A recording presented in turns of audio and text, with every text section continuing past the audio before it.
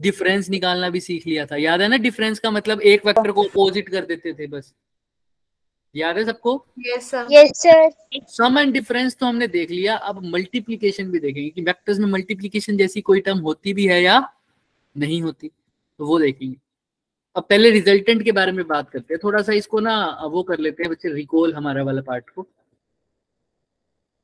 हमने जो पढ़ा था बच्चे, एक वेक्टर आर है जो कि दो वेक्टर्स का रिजल्टेंट है, वेक्टर ए का और वेक्टर बी का, तो इस आर का फॉर्मूला क्या बन जाएगा बच्चों?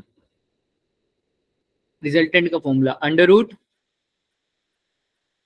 याद करो, भूल ए गए? Square plus B square plus 2ab cos theta. हाँ, अब उस केस में मैं 90 ना डिग्री बनाऊं तो कुछ भी एंगल बना दूं तो ज्यादा सही रहेगा। मान लो इन दोनों के बीच में एंगल है थीटा डिग्री और रिजल्टेंट इनके बीच में कुछ आया है, ठीक है, तो थीटा 120 अभी नहीं है ऐसा मान के चलना। तो a square plus B square plus 2ab cos theta. ये तो हो गया सर रिजल्टेंट का मैग्नीट्यूड। और डायरेक्शन निकालने के लिए कौन सा थीटा लेता था? अगर ये एंगल अल्फा है तो क्या लेता था? Tangent yes sir. Alpha. Alpha क्या होता था? ऊपर कौन सी टर्म आती थी टेंजेंट अल्फा के लिए? Q sin theta Q sine theta divided by a plus b cos theta. Clear है क्या? ये अल्फा था, लेकिन यहाँ पर अल्फा कौन सी एक्सिस के साथ था? Positive x. क्लियर है सबको? Yes sir. ऐसे वेक्टर्स के कंपोनेंट हमने भी सीखे थे सर। अगर ये आर वेक्टर है और ये एंगल थीटा है तो इसका ये वाला कंपोनेंट ओ ए वाला कंपोनेंट कितना हो जाएगा? R cos theta. cos theta R sin theta. r sin theta. अगर ये थीटा रिवर्स हो जाए तो जो साइन कंपोनेंट है वो क्या हो जाएगा? कोस। cos कोस से वो sin हो जाएगा। बेसिक था, मैं इसको फॉर्मूले की बेस्ड में ही बात कर रहा हूँ। अभी मैं इनकी वैल्यूज पूछ के समराइज करवा सकता हूँ, बट हम अभी क्वेश्चन ही करेंगे तो उसमें समराइज हो जाएगा। ये होमवर्क क्वेश्चन था, मैंने थोड़ा सा हिंट दिया था इसका। अब इसको कंपोनेंट की फॉर्म में सोल्व करेंगे। अभी तो हम रिजल्टेंट का क्या निकाल रहे थे? सिर्फ बच्चे फॉर्मूला निकाल रहे थे और आंसर निकाल रहे थे। अब क्या करेंगे? रिजल्टेंट निकालेंगे या रिजल्टेंट नहीं निकालेंगे तो ए दोनों कंपोनेंट की वैल्यू निकालेंगे, लेकिन उनको तोड़ के, कंपोनेंट्स में तोड़ के। अब ये फॉर्मूला को यूज नहीं करेंगे। समझ में आ रहा है क्या बात कर रहा हूं मैं? सेम काम करेंगे लेकिन फॉर्मूले का बिना यूज किए। करें स्टार्ट? Yes sir. तो आओ, ये वेक्टर दे रखा है ए और बी दोनों की। वैसे तो होमवर्क क्वेश्चन था, मैंने कहा था ट्राई करके आना। किसी ने ट्राई किया? बारिश का आनंद कम लिया करो। ट्राई नहीं किया ना किसी ने? ट्राई किया था, हुआ नहीं। चलो, A and B have equal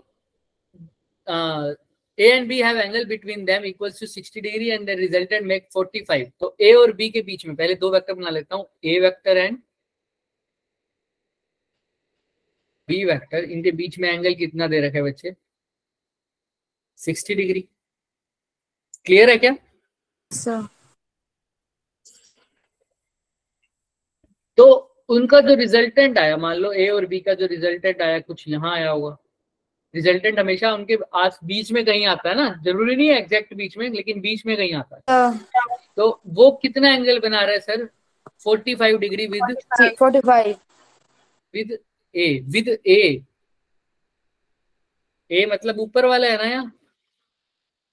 yes sir. तो ये ऐसे भी फिगर बन सकती है इसकी, और फिगर इसकी ऐसे भी बन सकती है बच्चे। यहाँ पर बी ले लूं और यहाँ ए ले लूं और ये रिजल्टेंट हो जाए।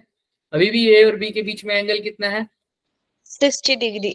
और अब रिजल्टेंट किसके साथ 45 बनाएगा? ए हॉरिजॉन्टल के साथ, है ना? ए तो इस केस में ऊपर वाला एंगल कितना हो जाएगा? बी के साथ कितना एंगल बन रहा होगा मतलब? 30 डिग्री। पक्का? हाँ बोल रहे हो? कैसे? कितना निकलेगा? 15 डिग्री। 15 डिग्री। समझ में आ रहा है? हाँ क्यों बोल रहे थे फिर? कितना आएगा? 15 डिग्री। समझ में आ रही है साहब? बात। Yes sir. अब वो कह रहे हैं ए का मैग्नीट्यूड तो तुम्हें पता है 10 है, लेकिन बी का मैग्नीट्यूड नहीं पता बच्चों।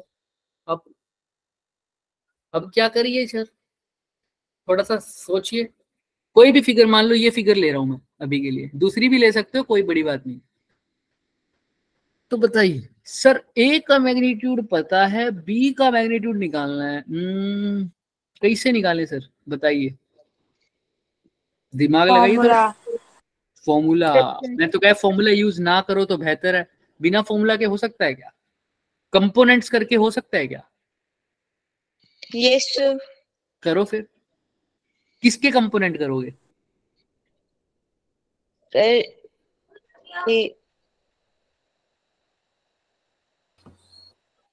आर। सोचो सोचो सोचो सर, ए का मैग्नीट्यूड दे रखा है इसने 10, जो पता है ना वो पर लिख देते हैं। ए का मैग्नीट्यूड कितना दे रखा है? 10। बी का मैग्नीट्यूड इसलिए पूछा है। Yes sir. आर भी तो नहीं दे रखा इसने, एंगल दे रखा है 45, वो भी ए के साथ। तो मुझे कुछ आइडिया आ रहा है, तुम्हें कुछ आ रहा है तो सोचो, दिमाग लगाओ।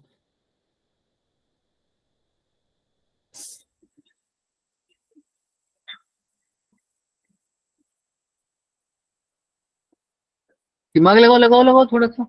इसके कंपोनेंट कर दूं तो कैसे होंगे, कोई बता सकता है मेरे को? अच्छा फिगर तो पहले देख लो, ये फिगर दिख रही है 60 और 45 सबको दिख रहा है? Yes sir. यही किया हमने, वो 15 डिग्री भी तुम्हें दिख रहा होगा, सब कुछ भाई। दिमाग लगाओ थोड़ा। अब मैंने कहा कंपोनेंट करके देखो थोड़ा इसको, किसी भी एक फिगर को पकड़ लो। मान लिया मैंने इस फिगर को पकड़ लिया, तो इस फिगर की इरेज कर दो। वो फिगर भी ठीक थी, कोई गलत नहीं था। अब ये कंपोनेंट है, ये फिगर है, तो इसके कंपोनेंट करें सर। ये 45 डिग्री, इसको मैं अच्छे से बनाऊं तो सर ये वेक्टर बी है, ये वेक्टर क्या है? ए। तो पहले मैं क्या कर रहा हूं, कैसे कंपोनेंट करूं? अगर मैं देखूं बच्चों, ये जो बी वेक्टर है ये कितना एंगल बना रहा है? 15 डिग्री। अभी बताया था। तो अगर इसको अकेले को ड्रॉ करो, बी वेक्टर है सर, कितना एंगल बना रहा है रिजल्टेंट के साथ सर? 15। इसके साथ बना रहा है सर 15 डिग्री। तो इसको रिजोल्व नहीं कर सकता क्या दो कंपोनेंट में? याद रखना, जो थीटा वाला कंपोनेंट होता है वो कौन सा कंपोनेंट होता है? कॉस। और दूसरा कंपोनेंट हमेशा पहले कंपोनेंट के कैसे होगा? परपेंडिकुलर। तो पहला कंपोनेंट तो सर इसके अलोंग ही आ जाएगा, बिल्कुल थीटा वाली साइड। ये बी का ये कंपोनेंट क्या हो जाएगा? B cos 15 degree. किसी को डाउट यहाँ तक? No sir. No sir. दूसरा कंपोनेंट इसके परपेंडिकुलर होना चाहिए सर। यस ऊपर की तरफ होगा क्योंकि एरो ऊपर है ना। sin 15 degree.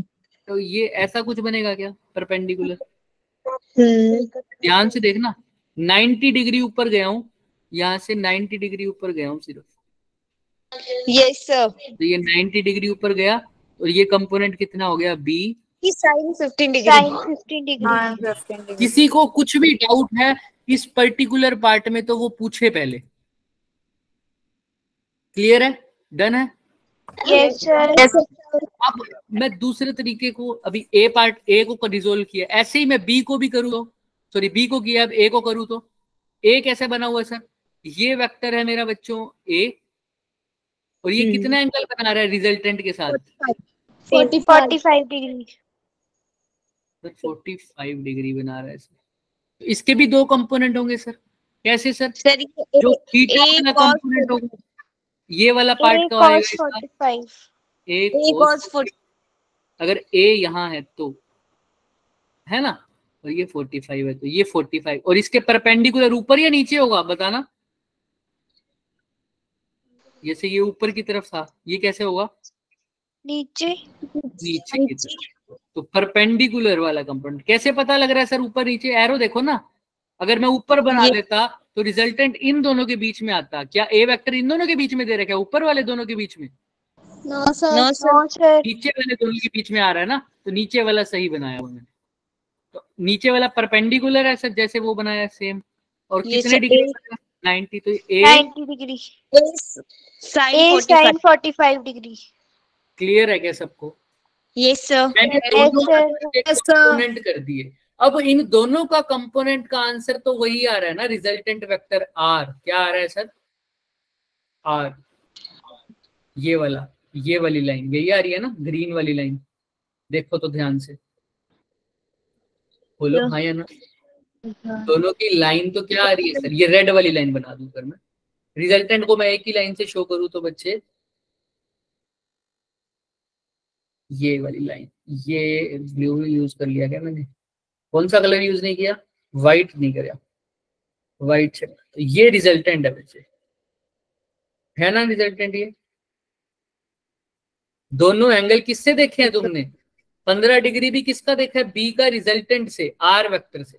और तुमने जो 45 डिग्री देखा है वो भी किससे देखा है? ए का रिजल्टेंट से, आर वेक्टर से। देखो ना, रिजल्टेंट के साथ ए वेक्टर कितना बना रहा है? 15। ऐसे बी वेक्टर रिजल्टेंट के साथ, यानी येलो वाली, ये व्हाइट वाली लाइन के साथ कितना बना रहा है? 15 डिग्री। समझ में आ रहा है क्या? 15 डिग्री। वेक्टर को भी रिजल्टेंट व्हाइट वाली लाइन के साथ देखा है, ए वेक्टर को भी किसके साथ देखा है? व्हाइट वाली लाइन के साथ। तो नेट वैल्यू मेरी क्या आ रही है सर? रिजल्टेंट आ रही है। ये कैसे आ रही होगी? ये फिगर 1 और फिगर 2 को अगर कंबाइन कर दो, ये है तो एक ही फिगर ना, मैंने बस अलग अलग पोर्शन में दिखा दी। अगर मैं इनको कंबाइन करके बनाऊं तो कुछ ऐसे बनेगी, देखना। ये बच्चे मेरा था रिजल्टेंट, ध्यान से देखना, हाँ बोलते रहना जब जब समझ में आ जाए, ठीक है? यहाँ तक ये रिजल्टेंट था। हाँ नहीं बोल रहे। और यहाँ पर क्या था सर? ए वेक्टर कितने एंगल पर? 45। तो मैंने इसके दो कंपोनेंट करे। एक तो ये वाला कंपोनेंट आया सर, जिसको बोल दिया R cos 45 डिग्री। और इसके परपेंडिकुलर एक कंपोनेंट और आया, उसको क्या बोल दिया? R sin sin 45 degree. Clear है? ठीक है सर। ऐसे ही सर मैंने दूसरा वेक्टर लिया था सर, वो वेक्टर क्या था सर? बी वेक्टर था सर, बी वेक्टर। वो कितना एंगल बना रहा था सर रिजल्टेंट के साथ? 15 डिग्री। 15 डिग्री। ध्यान से देखना, मैंने फिर इसको रिजोल्व किया दो पार्ट में। एक पार्ट तो मेरा बना, ये व्हाइट वाला बना दिया, इससे बनाते हैं थीटा वाला पार्ट, ये वाला पार्ट, ये से वाला डायरेक्शन। क्या आया इसकी value? R cos, sorry b cos, यहाँ पे ए आएगा ना, चलो अभी इसको लिखो, बी कोस 15 यही आएगा। ऐसे ही एक लिया इसके बिल्कुल परपेंडिकुलर, और वो क्या आया? B sin degree 15। क्योंकि यहाँ पर बी को रिजोल्व किया था तो बी आया, यहाँ पर ए को किया है तो यहाँ पर भी क्या आना चाहिए बच्चे? दोनों जगह ए आना चाहिए। कंफ्यूज मत हो जाओ। किसी को कोई भी डाउट है तो बताओ। यही मैंने पीछे किया था अलग अलग, अब इन दोनों को कंबाइन करके तुम्हें दिखा दिया, वरना ऐसे सीधा दिखाता तो दिक्कत हो जाती। अब फिर समझा दो। देखो बच्चे, रिजल्टेंट है, मैंने बी वेक्टर को ये 15 डिग्री पर रिजोल्व किया तो कितना आया? एक कंपोनेंट आएगा इसका बी कोस 45, दूसरा आया बी साइन 15, बी कोस 15 और बी साइन 15। ऐसे ही ए को रिजोल्व किया तो क्या आया? ए साइन 15 और ए कोस 45। समझ में आ रहा है क्या? ए को ध्यान सुनो, ए को रिजोल्व किया तो आया ए साइन 45 और ए कोस 45। ऐसे ही बी को रिजोल्व किया तो क्या आया? बी कोस 15 और बी साइन 15। कोई दिक्कत? No sir. अब ध्यान से बस देखना है, अगर नेट वैल्यू, नेट रिजल्टेंट क्या होता है बच्चे? नेट वैल्यू, रिजल्टेंट क्या होता है? Net value. तो ये तो पहले से इन्होंने नेट वैल्यू दे रखी थी हमें, ठीक है, क्योंकि इन्होंने रिजल्टेंट पहले से ही मेंशन किया हुआ है। अगर आप देखो ध्यान से तो ये देखो, इसने लिखा हुआ है ये बात, ये रिजल्टेंट दे रखा है ना, इनका रिजल्टेंट पहले से दे रखा है, मतलब इनकी नेट वैल्यू इसने पहले से ही दे रखी है। नेट वैल्यू कब आती है? जब हम सब कुछ सोल्व कर लेते हैं। फॉर एग्जाम्पल, अगर एक बंदा इस रस्सी को यहाँ से खींच रहा है और एक बंदा इस रस्सी को यहाँ से खींच रहा है, वो 5 न्यूटन की फोर्स से खींच रहा है, ये 2 न्यूटन की फोर्स से खींच रहा है, तो नेट वैल्यू आ गया, रिजल्टेंट कितना आएगा? 3 न्यूटन। तो तुम्हें पता है इन दोनों को सोल्व करके जो वैल्यू आएगी वो कौन सी डायरेक्शन में आएगी? लेफ्ट या राइट? लेफ्ट में आएगी, क्योंकि 5 न्यूटन ज्यादा। तो इन दोनों को सोल्व करके जो नेट वैल्यू और नेट डायरेक्शन आ रही है, नेट वैल्यू और नेट डायरेक्शन ये रिजल्टेंट की, वो किसकी होती है? रिजल्टेंट। समझ में आ गया? Resultant. तो अब ध्यान से देखना सर, यानी इन्होंने रिजल्टेंट दे रखा है, यानी इन्होंने पहले से ही नेट वैल्यू, फाइनल वैल्यू और फाइनल डायरेक्शन दे रखी है। वो किसकी डायरेक्शन होती है? फाइनल वैल्यू और फाइनल वैल्यू। फाइनल वैल्यू और फाइनल डायरेक्शन हमेशा किसकी होती है? रिजल्टेंट की। किसकी होती है? रिजल्टेंट। यानी सब सोल्व करके जो वैल्यू आएगी वो किसकी आती है? रिजल्टेंट की। और यहाँ पे रिजल्टेंट किससे Resultant. डिनोट है? कौन से वेरिएबल से? आर से। R से। तो यानी R. नेट वैल्यू इसकी ये आर है और नेट डायरेक्शन ये है। दिख रही है ये वाली जो बनाई हुई थी? आर यही तो बनाया है ना। तो सब कुछ सोल्व करके, यानी ए और बी को सब कुछ सोल्व करके मेरी डायरेक्शन यही आएगी फाइनल, वाइट वाली, है ना।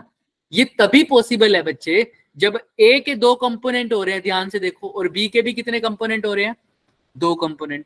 तो देखो ध्यान से, बी का जो दोनों कंपोनेंट साइन वाले हैं वो एक दूसरे के अपोजिट हैं या एक सेम डायरेक्शन में है? जो साइन वाले कंपोनेंट है दोनों के,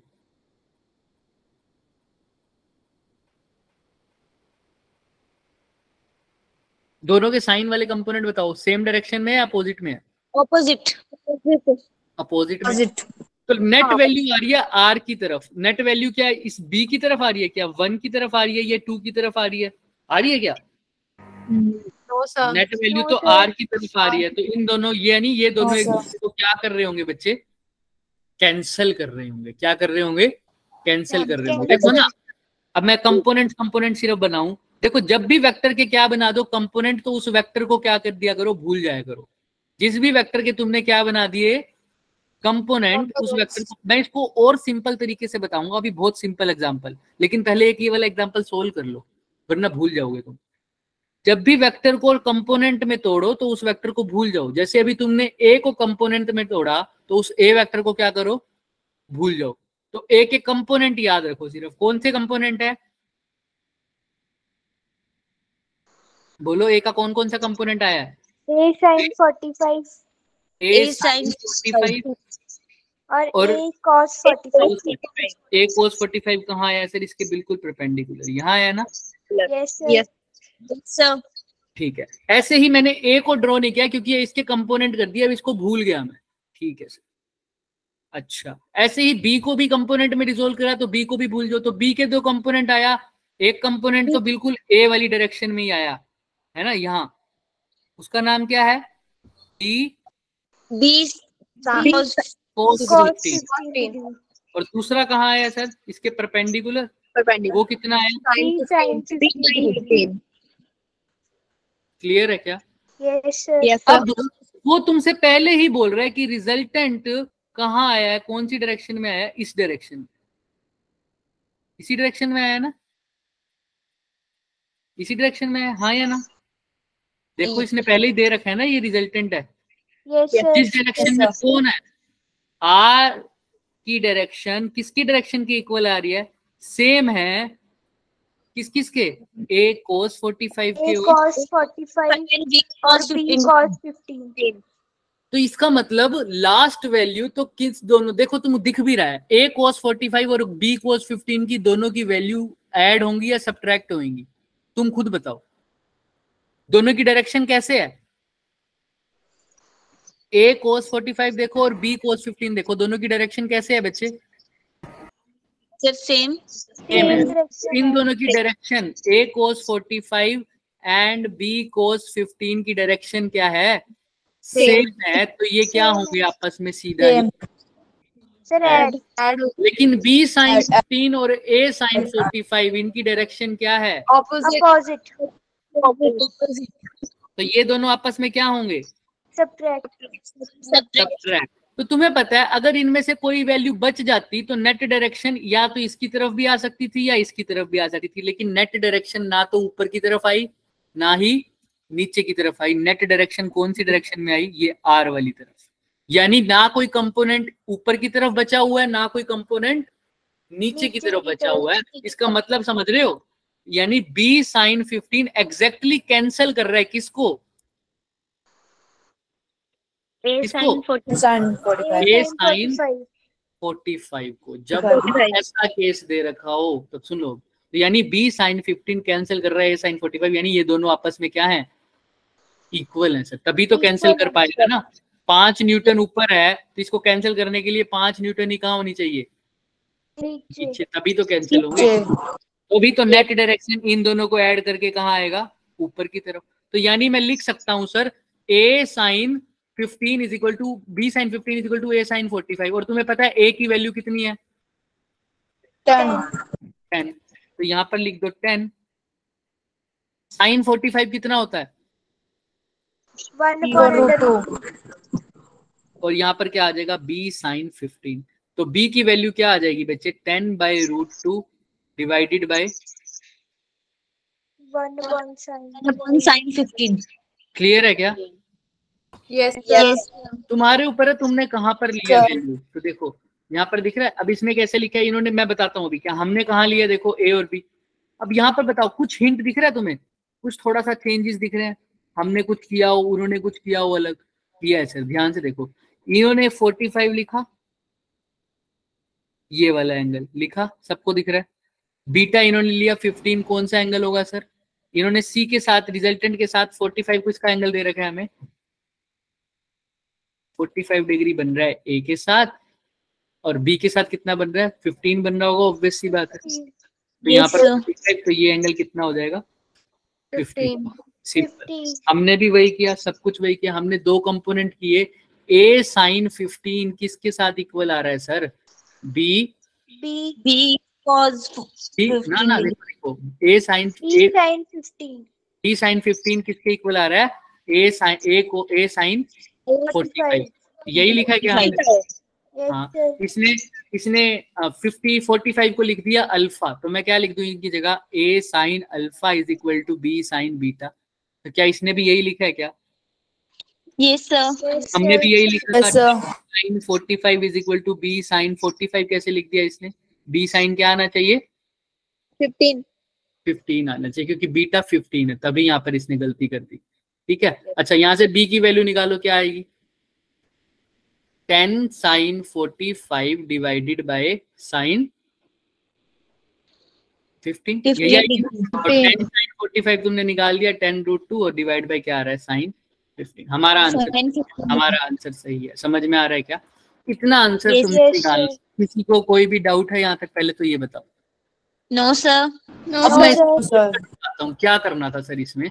देखो, जब भी तुम्हें ऐसा दे रखा हो कि एक रिजल्टेंट दे रखा है बच्चे, उसको किस में दे रखा हो, रिजल्टेंट को दे रखा है, उसके दो वेक्टर्स दे रखे हो, सबसे ऐसे ही बनाते हैं, दो वेक्टर दे रखे हो, सपोज कर लो ए वेक्टर और क्या दे रखा हो बच्चे, बी वेक्टर, और साथ में दे रखा हो उनका नेट वैल्यू यानी उनका रिजल्टेंट, और बोल रखा हो रिजल्टेंट ए के साथ कुछ एंगल बना रहा है और बी के साथ कुछ एंगल बना रहा है। जैसे इस एग्जांपल में था ये 45 हो गया मान लो, तो ये कितना हो जाएगा, सपोज कर लो ये 45 है तो 15 पक्का भाई। 45 ये पूरा एंगल कितना होना चाहिए तुम्हारे हिसाब से, मैं पूरा एंगल दूंगा तुम्हें, अगर दोनों एंगल कितना है 60, तो ये कितना हो जाएगा 15 ऐसे कुछ भी हो सकता है, जरूरी नहीं है ऐसा हो हमेशा, कुछ भी हो सकता है। ये 60 हो, ये अगर ये मान लो 45 होता तो फिर उसको डिवाइड कर देते उस हिसाब से, और ये 15 होता ऐसे डिवाइड कर देंगे। सपोज कर लो ये मैंने दे दिया तुम्हें और कोई एंगल, तो ये 45 दे दिया और ये दे दिया 30, तो फिर से ये क्या हो जाएगा 15। समझ में आ रही है? तो अब इस क्वेश्चन में कैसे करना है, इस क्वेश्चन में तुमने कुछ नहीं करना, तुमने इसका कंपोनेंट करना है बी का। तुम्हें पता चल रहा है ये वाले कंपोनेंट भी होंगे और इसके परपेंडिकुलर वाले कंपोनेंट भी होंगे, परपेंडिकुलर वाले एक दूसरे को क्या कर देंगे, कैंसिल कर देंगे। तो तुम्हें पता है अगर एंगल ये है तो बी का परपेंडिकुलर, तो ये पैरेलल वाला तो हो जाएगा कोस, तो परपेंडिकुलर वाला कंपोनेंट हमेशा क्या आएगा इस केस में, साइन, ऑब्वियस सी बात है। तो यहाँ पर 15 है तो तुम क्या लिखोगे, बी साइन 15। वो कैंसिल किसको कर रहा होगा, ए वाले को। ए का कंपोनेंट यहाँ पर कौन सा आएगा, यहाँ पर तो आ जाएगा कोस, तो परपेंडिकुलर वाला क्या होगा, साइन, तो ए साइन 30। तुमने कुछ नहीं करना, इनके दोनों के परपेंडिकुलर कंपोनेंट को आपस में इक्वेट कर देना है और तुम्हारा बी की वैल्यू तुम्हें गिवन होगी, ए की वैल्यू पूछेगा।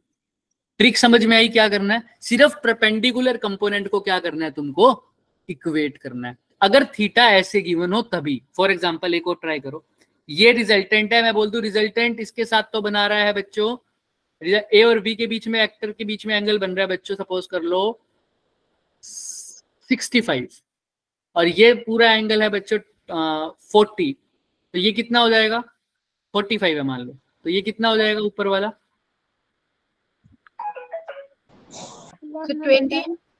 20। तो अब बताओ इसकी इक्वेशन कैसे बनेगी?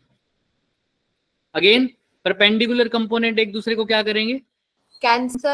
कैंसिल करेंगे, तो इसका भी परपेंडिकुलर कंपोनेंट यहाँ आएगा। तो बताओ क्या क्या लिखूं इक्वेशन में? b sin 20 is equal to a sin 20। Clear है क्या? ऐसे Yes, करेंगे sir. ऐसे क्वेश्चंस को। किसी को कोई डाउट है? जब भी ऐसे क्वेश्चन आ जाए तो इनके परपेंडिकुलर कंपोनेंट्स को क्या कर देना है बच्चे? बस इक्वेट कर देना है। किसी को कोई डाउट है क्या इसमें? No, sir. क्लियर हो जाएगा। कुछ भी डाउट है तो बच्चे पूछ लो, अभी भी कर लें। चलें आगे। Yes, sir. तो आ जाओ। अब ये कंपोनेंट क्या दे रखा है, ध्यान से देखना। अब मैंने एक्चुअल में क्या किया था, हम आगे चलेंगे, अभी तो एक क्वेश्चन और करो। a plus b, a minus b दे रखा है, कैलकुलेट करना। सॉरी ये तो होमवर्क था, ये तो कर लोगे आई थिंक, बहुत आसान था। कैसे सर? हाँ ही नहीं बोलते तुम कि मेरा थोड़ा कॉन्फिडेंस बढ़े, है ना। a कितना एंगल बना रहा है बच्चे हॉरिजॉन्टल के साथ?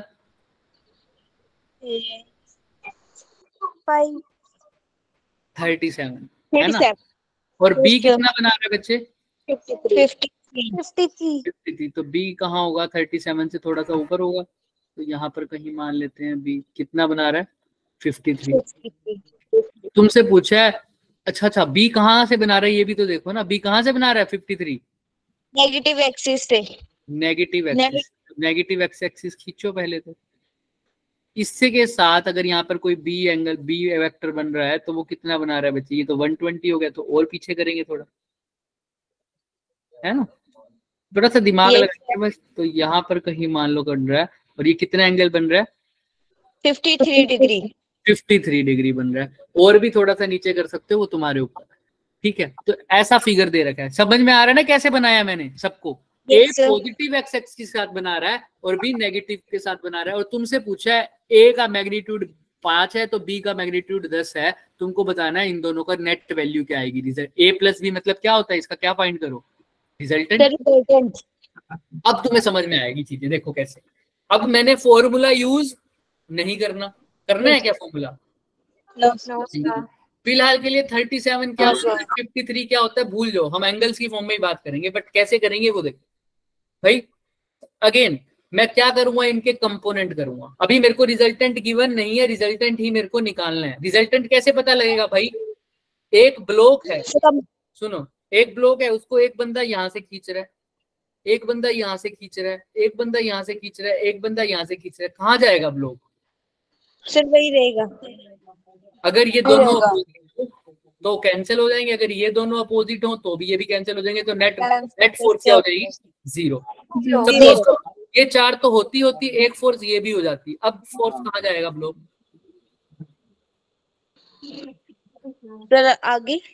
आगे जाएगा, क्योंकि एक फोर्स बच गई जिसको कोई कैंसिल करने वाला नहीं है। ऐसा ही हमने ऐसी फोर्स या ऐसा कंपोनेंट ढूंढना है जिसको कोई कैंसिल करने वाला ना हो, तो वही मेरी डायरेक्शन हो जाएगी रिजल्टेंट। अगर दोनों आपस में सब कुछ कैंसिल हो रहा है तो कोई दिक्कत नहीं है। ठीक है, समझ में आ रही है बात? और ये फोर्स तभी कैंसिल हो पाएंगी, ये जो फोर्स दिखाई है मैंने, अगर ये सबका मैग्नीट्यूड क्या हो, सेम हो, तभी कैंसिल हो पाएगी ना।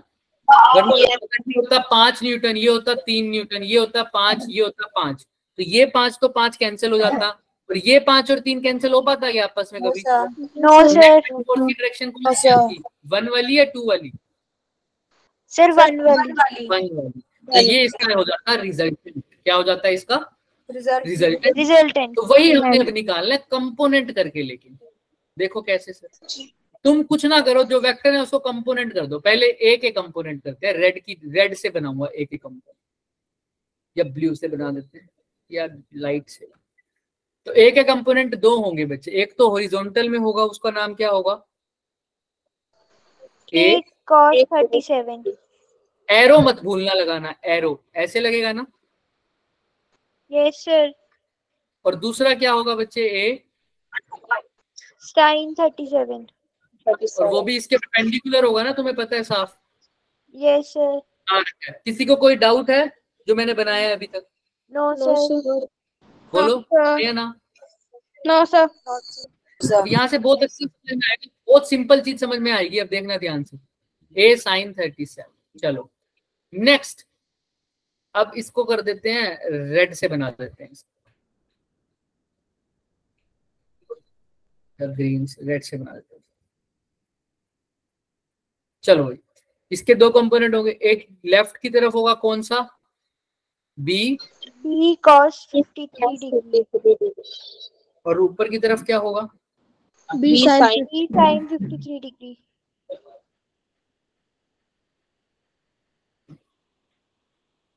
मैंने थोड़ा सा डायरेक्शन अलग दिखा दी तुम्हें, तो कंफ्यूज मत हो जाना। तुम साफ साफ दिख रहा है तुम्हें, ए साइन 37 और बी साइन 53 दोनों कैसे हैं, सेम डायरेक्शन में है या अपोजिट में है? So same direction. Same direction है ना, बी साइन 53 और ए साइन 53। और इस बार अपोजिट डायरेक्शन में कौन आया है, B cos 53 और A cos 37. समझ में आ रही है ना बात? Yes sir. तो इस बार अगर सब्ट्रैक्ट होंगे तो कौन होंगे, ऐड होंगे तो कौन होंगे, ऐड कौन होगा और सब्ट्रैक्ट कौन होगा, इस बार बताओ। तो subtract B cos 53 और A cos 37. हाँ, और जो ए और बी add साइन same है और ए साइन, वो ऐड Add करेंगे. समझ में आ रही है बात सबको? Yes sir. तो यही फिगर बना रखी है क्या इसने, देखो ध्यान से, सेम। अब इसने, मैं तुम्हें फॉर एग्जांपल दे रहा हूं यहाँ पर, cos 37 52, अभी हम उसमें फोकस नहीं कर रहे। समझ में आ रहा है क्या, क्लियर है सबको जो मैं बात कर रहा हूँ? तो अब वैल्यू की बात करते हैं सर। आओ कैसे करेंगे सर, नेट वैल्यू कैसे होगी सर? मैंने तुम्हें पहले भी बताया, जिसको तुमने बना दिया उस कंपोनेंट को बाद में भूल जाओ।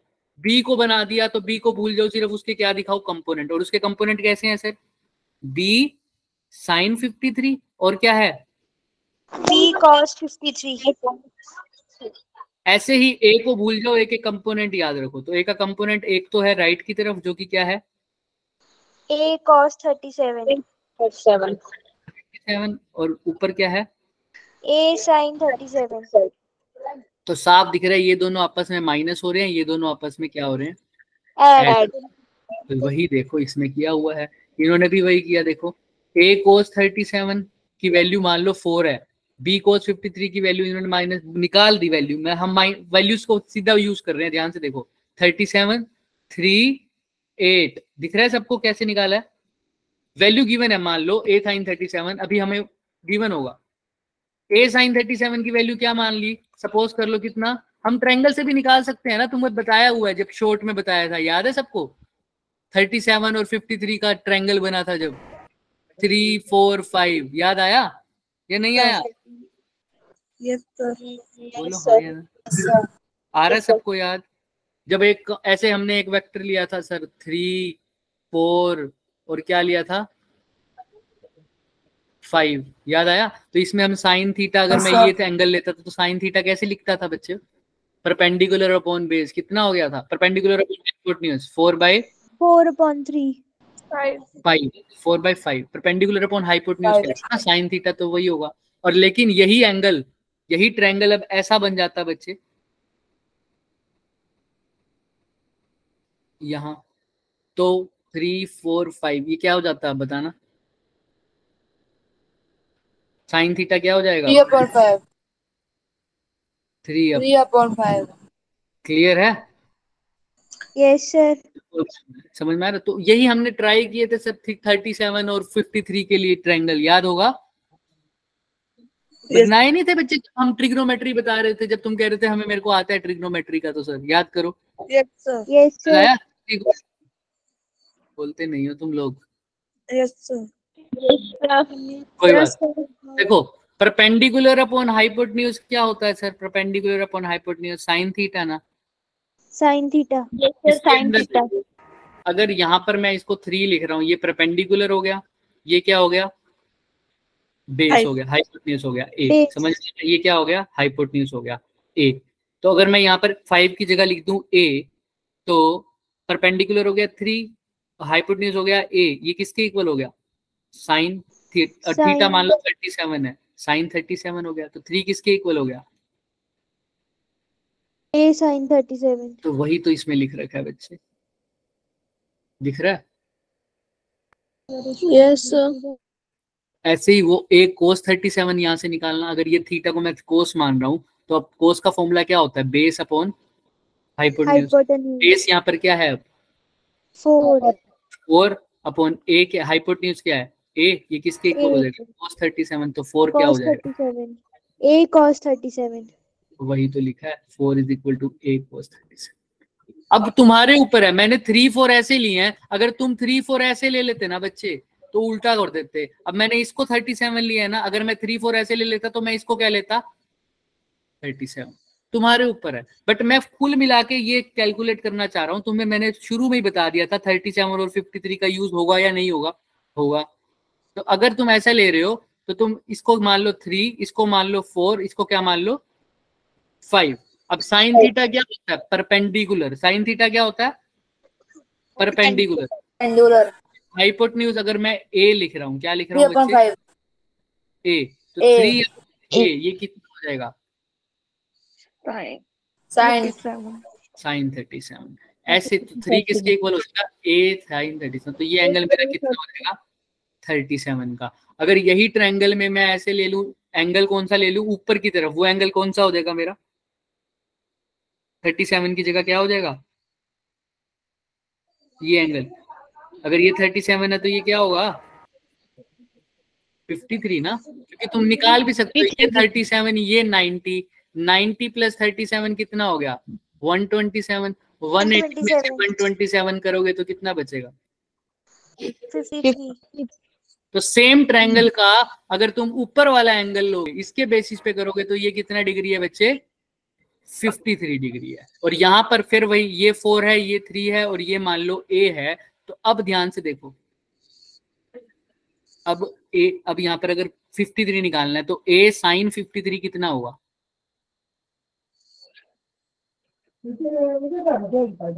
कितना होगा, या साइन 53 निकालना क्या होगा, अच्छा साइन 53 बताओ, 4 upon a, 4 अपॉन ए, पक्का, परपेंडिकुलर। तो a की वैल्यू क्या हो जाएगी, a की वैल्यू बताओ, 4 बाई साइन 53। 4, समझो समझो, दिमाग लगाओ। अगर मैं ध्यान से सुनो, मैं हमेशा बात करता हूँ जो चीज निकालनी होती है ना उसको ऊपर रखा करो।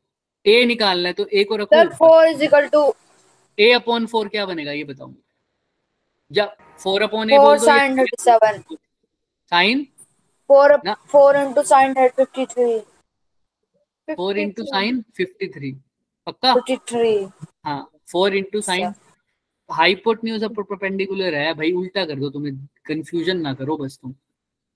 देखो 4 अपॉन ए बेस अपॉन हाइपोटेन्यूज क्या हो जाता है, या परपेंडिकुलर अपॉन हाइपोटेन्यूज कितना हो जाता है, is equal to a sin 4 53, क्या हो जाएगा a sin। a sin 53, तो जो भाई वैल्यू आ रही थी, और कोस साइन 53 की बताना, यानी 3 की बताओ, 3 बाई ए क्या हो जाएगा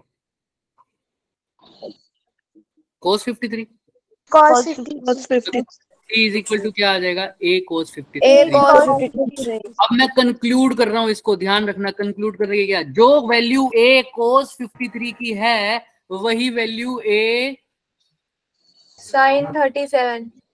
मैंने पिछली बार भी ये बात बताई थी अगर तुम्हें याद हो तो, साइन 37 की जो वैल्यू आएगी वही कोस 53 के बाद में बात करेंगे, है ना। तो याद रखो a साइन 53 की जो वैल्यू आएगी वही किसकी आएगी, A cos 53.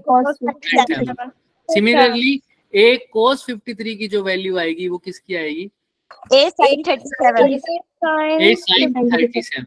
क्लियर है। Yes, sir. अब इसको याद रख लो, जैसे मैंने ट्रायंगल से तुम्हें बनाया तो a sin 37 मेरा क्या आया 3 दिख रहा है, तो यहाँ पर भी ये लिखा हुआ है, आपको कुछ कंफ्यूजन तो नहीं हो रही ना, इसने इसको कैसे लिखा हुआ है,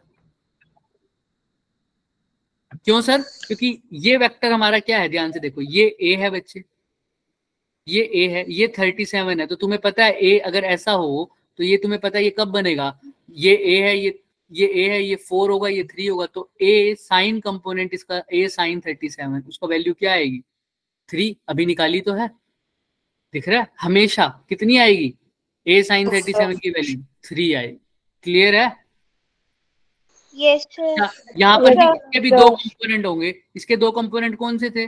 बी कोस 53 और ऊपर वाला कौन सा था? B sine sine 53। 53। अब यहां से देख के बताओ बी साइन 53 की वैल्यू क्या होनी चाहिए? ए की जगह बस बी लिख दो, अगर वैल्यू गिवन होगी तो। अगर ए होता तो बताओ, बी की छोड़ो, ए होता तो क्या लिखते इसकी वैल्यू?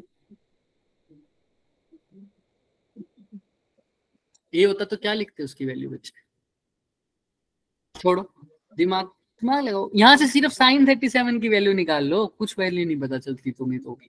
साइन 37 को क्या लिख सकते हो बच्चों? 3/a। तो ए की वैल्यू इसमें गिवन है, देखो कितनी है? 5। तो 3/ क्या हो जाएगी? 5। वही में लिया नहीं था क्या? जब ट्रायंगल लेते थे तो ये 3 लेते थे, ये 4 लेते थे, और ये क्या लेते थे? 5 लेते। थोड़ा सा बस दिमाग लगाना। अब मैं ट्रायंगल को अगर मिटो रहा हूं तो बस तुम्हें याद क्या रखना है? 3, 4 और ए, ये कौन सा एंगल हो जाएगा? 37। कर लोगे याद? चलो अब ट्राई करते हैं क्वेश्चन को।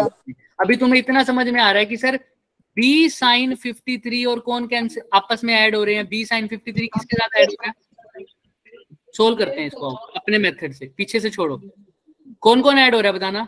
बी साइन 53 प्लस ए साइन 37 ये ऐड हो रहे हैं ना? पक्का पता है ना ये ऐड हो रहे हैं? ठीक है। अभी हमने तुम्हें ट्रायंगल बनवाया है, ये होता था 3, ये होता था 4, ये होता था 5, तो ये कौन सा एंगल होता था? 37 होता था ना? तो बताओ साइन 53 की वैल्यू क्या आती थी सर? बताना। साइन 37 की, सॉरी साइन 37 की।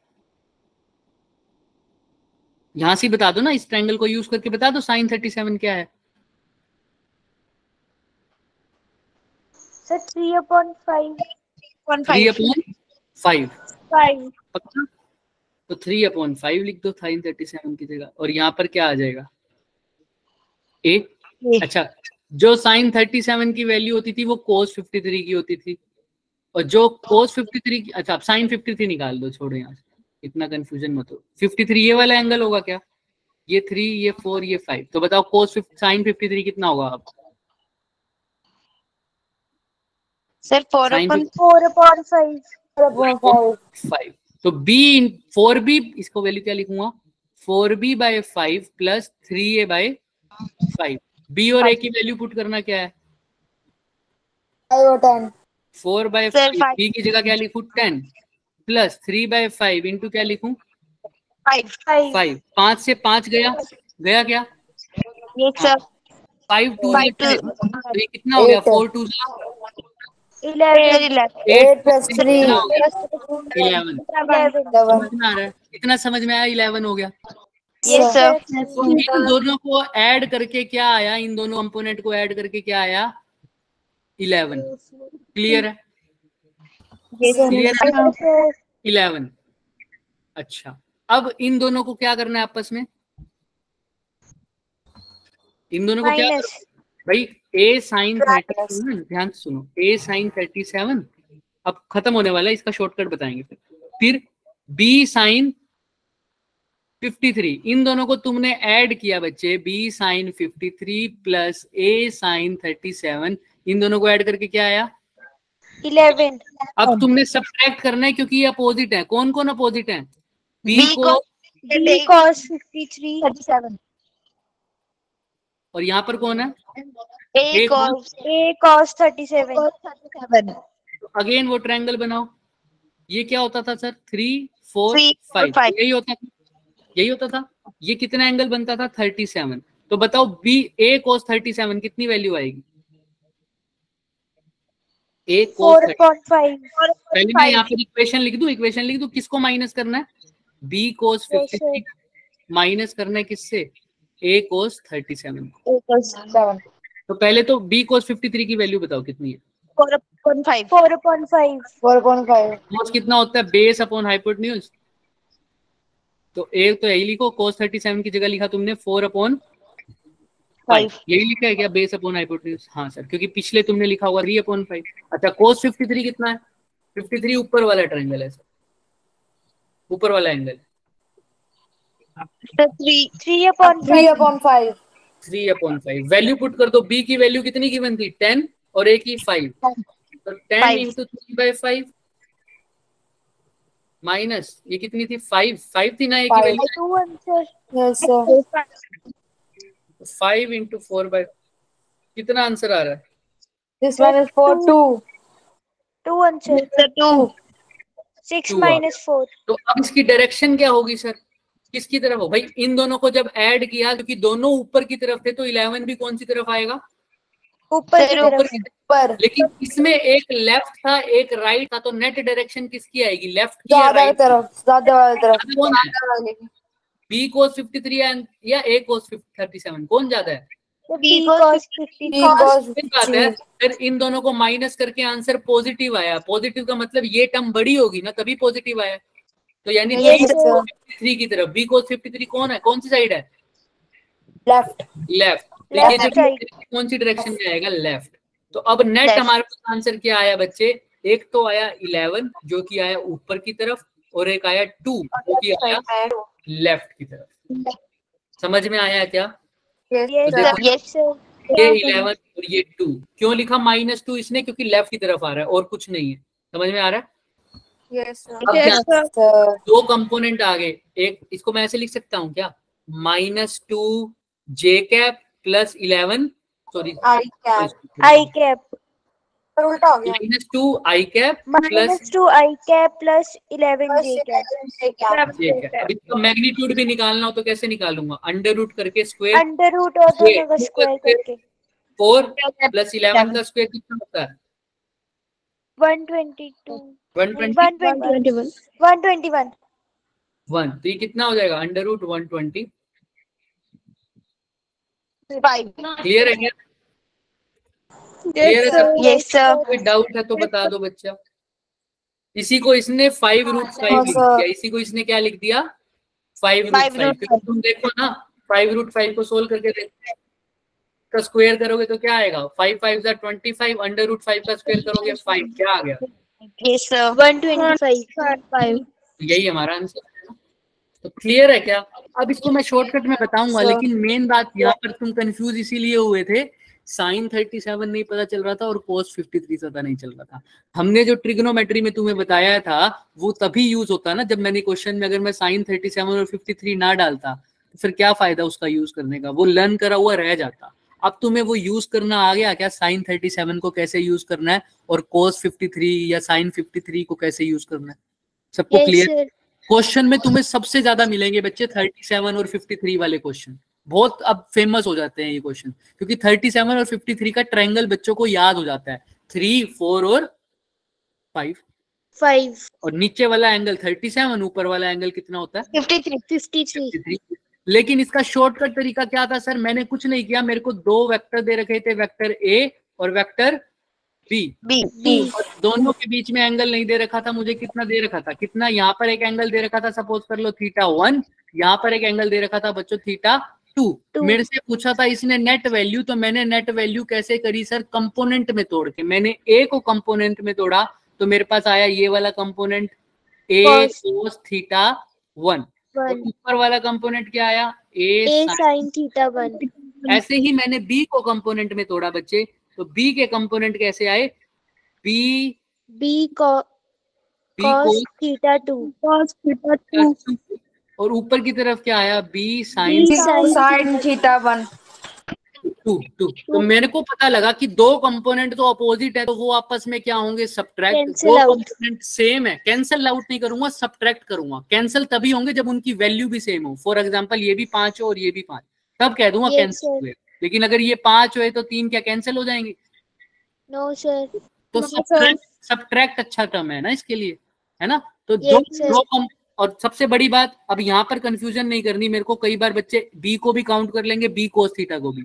मैंने क्या बताया, जब कंपोनेंट कर दो वेक्टर के तो उस वेक्टर को भूल जाओ, ए को भूल जाओ, तो ए के सिर्फ क्या याद रखोगे अब, कंपोनेंट। तो ए का कंपोनेंट, तो इसको अच्छे से बना दूं तो ये हो जाएगा, राइट। अब सिर्फ मेरे पास ये रह गया, यस सर, वेक्टर भूल जाओ। ऐसे ही अब बी के भी क्या याद रखोगे, कंपोनेंट। तो बी साइन थीटा 2 और बी कॉस थीटा 2। अब मेरे को साफ साफ पता लग रहा है, दो कंपोनेंट ऐड हो रहे हैं और दो कंपोनेंट सब्ट्रैक्ट हो रहे हैं। तो देखता हूं मैं, तो दो कंपोनेंट जो ऐड हो रहे हैं वो कौन से हो रहे हैं, a sine theta 1 plus b sine theta 2। और इनकी डायरेक्शन भी कौन सी कैप आएगी, जे कैप, ऊपर की।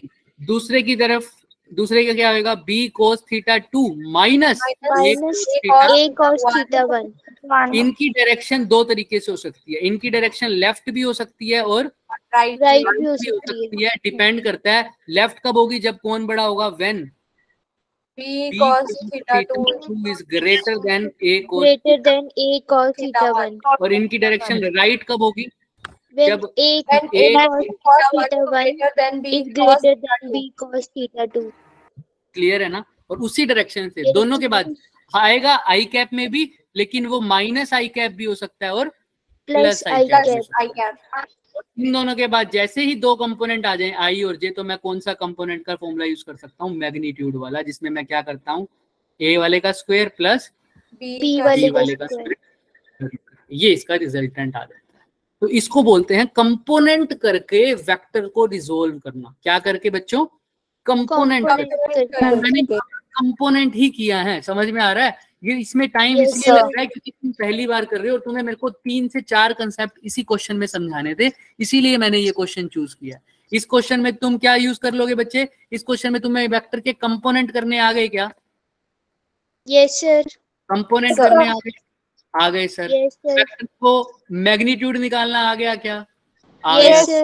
वेक्टर ट्रिग्नोमेट्री का तुम्हें 53 और 37 का कंसेप्ट क्लियर हुआ क्या, यस सर। अब और नेट डायरेक्शन निकालनी आ गई क्या, यस सर। तो ये चारों कंसेप्ट इसी क्वेश्चन में सोल्व कर रहे थे, इसीलिए थोड़ा टाइम लगा। अब किसी को कोई दिक्कत है इस क्वेश्चन में तो पहले पूछो। ठीक है, अगर अब ऐसा, अब वो वेक्टर का मैग्नीट्यूड आज हो नहीं पाएगा हमारा, कौन सा वाला जिसमें हमने बात करनी थी वेक्टर के मल्टीप्लिकेशन में, कोई बात नहीं, कोई इशू नहीं है। लेकिन मैं तुम्हें वो क्वेश्चंस दिखा देता हूँ अब, जो हमने होमवर्क में दिए थे। ये याद है तुम्हें, ये होमवर्क एक तो दिया था मैंने, ये 3 होमवर्क रह गए थे तुम्हारे, एक ये वाला, एक ये वाला और एक ये वाला। आज ये 3 होमवर्क हैं और ये तीनों अब बहुत आसान लगेंगे। फॉर एग्जाम्पल इसमें बोल रहा है क्या निकालना है तुम्हें, रिजल्टेंट, ठीक है, इस वेक्टर का कौन से नेट वेक्टर का रिजल्टेंट निकालना है। तो तुम्हें कितने वेक्टर दे रखे हैं, ध्यान से देखो तो, एक ए वेक्टर दे रखा है, एक सी वेक्टर दे रखा है, दिख रखा है। वेक्टर तो 2 ही दे रखे हैं, वैसे पॉइंट बी भी दे रखा है तुम्हें। बी का हमें रिजल्टेंट नहीं दिखा रखा, बी हमें कुछ नहीं बता रखा वेक्टर है या नहीं है, और दे भी रखा है शायद, हाँ। ओ ए वेक्टर दे रखा है, ओ बी वेक्टर दे रखा है और ओ सी वेक्टर दे रखा है। तो मतलब एक वेक्टर मेरा ये हो गया बच्चे, एक वेक्टर मेरा ये हो गया बच्चे, और एक वेक्टर ये हो गया, यही है ना। Yes sir. तो मैं कैसे इसको सोल्व बताओ, अगर ये वेक्टर ऐसे है तो सोचो, मैंने सबके क्या कर देने हैं, एक दूसरे के क्या कर दूं, सबके कंपोनेंट। याद कंपोनेंट में उसी के करूंगा जिसके मेरे को जरूरत है। ये क्वेश्चन नहीं करने तुमने, ये कल के क्वेश्चन के होमवर्क है। तो देखो हिंट दे रहा हूं बच्चे, ये बी वेक्टर है ना, ये ए वेक्टर है, ये क्या वेक्टर है, सी वेक्टर। एक बारी के लिए इमेजिन कर लो ये 45 है, तो उसके ऊपर वाला भी 45 है, दोनों 45 दे रखे हैं क्या, यस। और सी वेक्टर भी क्या दे रखा है, 45 दे रखा है, दिख रहा है क्या, यस सर। अब ध्यान से एक बात समझो, ये ए है, ये सी है और ये बी है, बी वेक्टर भी दे रखा है 45। मैं क्या करूंगा, पहले मैं ए और सी को क्या करता हूँ, रिजोल्व करता हूँ। हालांकि मेरे पास 3 वेक्टर है, लेकिन मैं अभी रिजोल्व किसको कर रहा हूँ, ए और सी को। ए और सी को रिजोल्व करके देखो। पहले तो ए के 2 कंपोनेंट आएंगे, एक तो यहाँ पर आएगा, वो क्या होगा, ए cos 45 डिग्री। Very good. और इसके परपेंडिकुलर कहाँ पर आएगा, सर सी पे, सी पर आएगा। तो एक तरीके से इसको ये हो गया, एक तरीका तो इसका ये हो गया ना रिजोल्व करने का। ऐसे तुम सी को करने की जरूरत नहीं है, तुम सबको किस में कन्वर्ट कर दो, एक्स कंपोनेंट में और वाई कंपोनेंट में। तुमने ए को करा तो ए का एक कंपोनेंट ये आ गया, बी दूसरा कंपोनेंट ये आ गया। सी वाला तो पहले से ही कौन से कंपोनेंट में है बच्चे? वाई में। तो एक बात समझो, मेरे को ए को कन्वर्ट करने की जरूरत क्या थी? क्या मैंने ए को सही से रिजोल्व किया है? तुम खुद सोचो। ए था तुम्हारा बच्चे ये, मैं वही बात कह रहा हूं, हाँ में हाँ नहीं मिलानी चाहिए। ये ए है, यही था। ये कितने एंगल पर था बच्चे? 45। बताओ कंपोनेंट में कब रिजोल्व करते हैं? जब या तो एक्स में ना हो वैल्यू, ना वाई में ना हो। जब मेरे को एक्स में भी चाहिए वैल्यू और वाई में। फॉर एग्जाम्पल ये एक वेक्टर है, ये ना पूरी तरह से एक्स में है ना पूरी तरह से वाई में है, तो इसको कंपोनेंट में तोड़ूंगा। एक कंपोनेंट आ जाएगा इसका आर कोस थीटा, दूसरा क्या आ जाएगा आर साइन थीटा। मैंने क्या बोला कि आर को तोड़ दिया एक्स में और वाई में। लेकिन यहाँ पर ए देखो पहले से ही कहाँ है बच्चों? एक्स पे। तो इसको कंपोनेंट में तोड़ने की जरूरत है, क्योंकि ये पहले से ही बता रहा है मैं कहाँ पर हूँ, सिर्फ और सिर्फ एक्स एक्सिस में। तो ये जो कंपोनेंट करे तुमने गलत करवाए हैं। कैसे सर? क्योंकि सर ये ए पहले से ही एक्स में है, तो इसके वाई में कंपोनेंट आएगा क्या कुछ? No sir. नहीं सर। इसका कंपोनेंट तुमने करना होता ना, तुम ऐसे करते। ये ए यहाँ है, तो थीटा वाली साइड कौन सा होता? ए कॉस 45।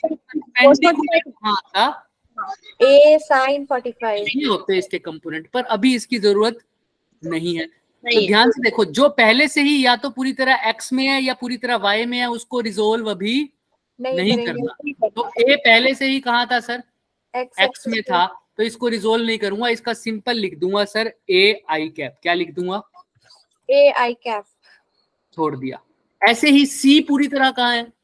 वाई एक्सिस पे, तो क्या लिख दूंगा? सी जे कैप। लेकिन बी ना एक्स है ना वाई में है। अब इसके कंपोनेंट करने की जरूरत पड़ेगी। तो अब ध्यान से देखना, बी का एक कंपोनेंट होगा यहाँ, उसको क्या बोलूंगा? B cos 45। जब मैं इसके रिस्पेक्ट में कर रहा हूं ना, इस एंगल के रिस्पेक्ट में, तो दूसरे एंगल को भूल जाओ, कंफ्यूजन नहीं होगी। अब दूसरा जगह कंपोनेंट क्या होगा ऊपर की तरफ? b sin 45। तो यहाँ पर लिख दो सर b sin 45। तो अब देखो b cos 45 कौन सी डायरेक्शन में आया कंपोनेंट? Sir right side. क्या लिखूं? कौन सा cap? I cap. Plus b sin 45 कौन सी डायरेक्शन में आया? J cap. J cap. a भी पॉजिटिव जे आई में था ना, तो प्लस ए आई लिख दूं? Yes sir. C positive j में था क्या, तो प्लस सी जे लिख दूं? Yes sir. अब इन सबको ऐड कर दो बस। जो आई वाले हैं उनको आई के साथ ऐड कर दो, जो जे वाले हैं उनको जे के साथ ऐड। तो और कुछ नहीं करना। अगर अब करना हो तो b cos 45 को क्या लिख सकते हो बताना? cos 45 मतलब 1/√2 i cap plus b into 1/√2 j cap plus a i cap plus c j cap. I को आई के साथ ऐड करो तो क्या आ जाएगा? a प्लस b/√2 कौन सा कैप हो जाएगा? आई कैप। c प्लस b/√2 क्या हो जाएगा? जे कैप। तो ये इसका रिजल्टेंट है। समझ में आ रहा है? ये एक होमवर्क क्वेश्चन हो गया तुम्हारा, बट समझ में आ रहा है कैसे किया मैंने सबको? ऐसे ही तुम इसका करके आना। अब याद रखना, सिर्फ उसी को करना, तोड़ना कंपोनेंट में जो ना पूरी तरह से एक्स में हो ना पूरी तरह वाई में हो। इस क्वेश्चन में किसको तोड़ोगे बताना? ए वेक्टर को, बी वेक्टर को या सी वेक्टर को? ध्यान से देखो सर। ए मत बोलो, ऐसे सुनो, 3 वेक्टर है यहाँ पर भी, ओ ए बी और बी सी। तो बताओ किसको तोड़ोगे एक्स और वाई में? ओ ए वेक्टर को। ए बी वेक्टर तो पहले से ही कहाँ है? एक्स एक्सिस पे। और बी सी वेक्टर पहले से ही कहाँ है? वाई एक्सिस में। और दोनों पॉजिटिव एक्स में और पॉजिटिव वाई में। तो इसको तो सीधा ही लिख दूंगा 3 आई कैप और 4 जे कैप। तो बस अब 37 वाले कंपोनेंट को तुमने तोड़ना है और नेट वैल्यू आई में आई ऐड कर देना, जे में जे ऐड करेंगे। आसान है क्या? अब और 37 तो अब कोई बच्चा भी कर देगा। 37 करना आ गया ना? Yes sir. 3, 4 और 5। सिमिलरली लास्ट वाले क्वेश्चन में देखो, इसमें किसको तोड़ोगे? ओसी को, ओडी को, ओबी को, किसको तोड़ोगे बताओ? या ओ ए भी है? ओ ए भी है सर, ओसी और ओडी। ओसी और ओडी को तोड़ोगे क्योंकि ओबी तो पहले से ही कहाँ है? वाई एक्सिस पे। वाई। और ओ ए कहाँ है? एक्स एक्सिस पे। एक्सिस पे। तो फिर जो तोड़ोगे उसकी डायरेक्शन देखना और उनको ऐड या सब्ट्रैक्ट कर देना। क्लियर है यस सबको? यस आज मैं मान के चलूं रिजल्टेंट अच्छे से समझ में आ गया सबको, जितने भी बच्चे बचे हुए हैं ना?